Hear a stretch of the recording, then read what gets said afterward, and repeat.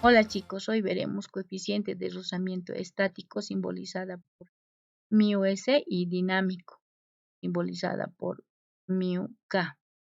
Cuando el movimiento es inminente, es decir, cuando no se mueve, entonces la aceleración llega a ser igual a cero. Además, si nos indican que la superficie de contacto tiene un coeficiente de rozamiento, en este caso estático, surgirá una fuerza de rozamiento contrario al posible movimiento. Si existe este coeficiente de roce, surgirá inmediatamente una fuerza de rozamiento contraria al posible movimiento. Y esa fuerza de rozamiento es relacionada directamente con la normal. Entonces, cuando haya coeficiente de rozamiento, sea estático o dinámico, entonces hay que recordar inmediatamente la relación que fuerza de roce es igual a la nu por la normal. En este caso estamos en la estática, por está simbolizada por nu-s. Realizando el diagrama de cuerpo libre, tomando como referencia la superficie de contacto en el eje X y perpendicular a esa superficie, eje Y, tenemos el peso, la fuerza de roce, porque hay coeficiente de rozamiento, y la normal por contacto con la superficie. De estas tres fuerzas, solamente la fuerza del peso no está en los ejes, tanto X como en Y, entonces se va descomponiendo una paralela en el eje X y otra perpendicular o en el eje Y. Entonces, el ángulo donde se va a proyectar armando un triángulo, podemos ver que en un cuadrante tiene 90 grados, entonces no puede ser acá el mismo ángulo, ¿no? Tendría que ser el resto, por eso se proyecta acá. Tomando ese ángulo de inclinación, podemos ver que este ángulo está adyacente o al lado del eje Y, entonces podemos llamarle peso por el coseno del ángulo. El otro, por ende, será peso por seno del ángulo, la fuerza en el eje X. A continuación, hacemos la sumatoria de fuerzas igual a masa por aceleración. Pero como el movimiento es inminente, entonces la aceleración va a ser igual a cero. Podemos decir también que las fuerzas a favor del posible movimiento menos las fuerzas en contra del posible movimiento será igual a cero. Esto le llamamos ecuación 1. Por otro lado, también podemos hacer la sumatoria de fuerzas en Y igual a masa por aceleración.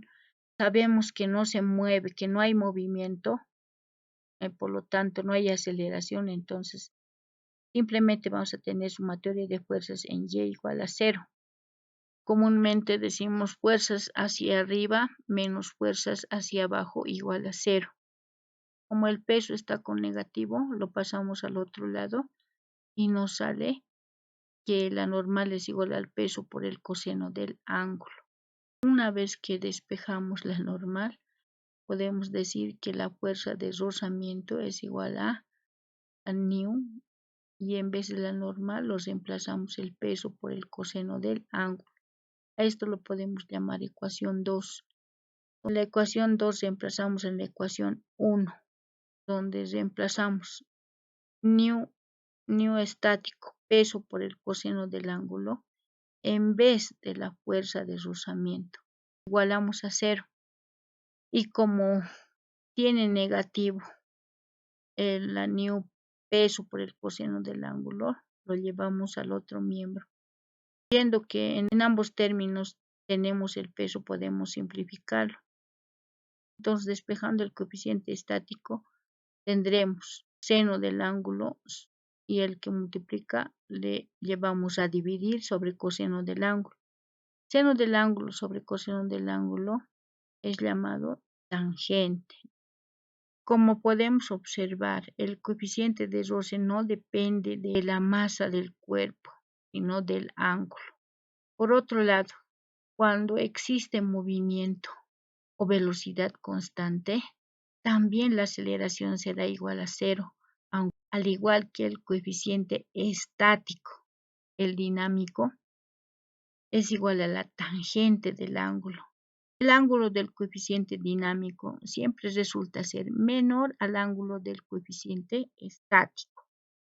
Ampliando esa situación a mayor fuerza del peso por seno del ángulo, surgirá mayor fuerza de fricción hasta un punto en donde sea máximo el valor del coeficiente de rozamiento. Entonces, una vez que lo venza, en ese punto inmediatamente va a bajar la fuerza de roce, tendiendo a ser menor y constante.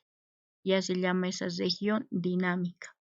Ahora, ¿a qué se debe ese coeficiente de roce? Como podemos observar, al inicio se contacta y no puede vencer. Y cuando ya mueve,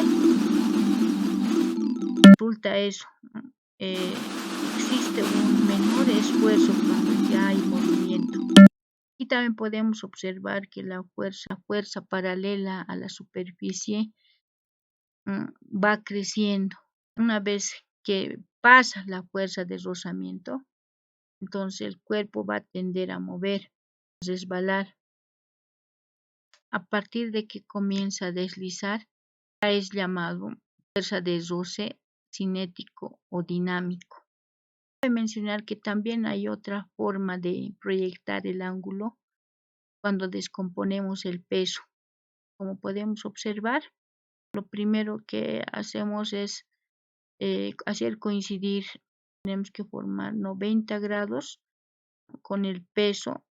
También venimos de otro lado del triángulo, va a ser el eje Y, es otra forma de proyectar el ángulo de inclinación.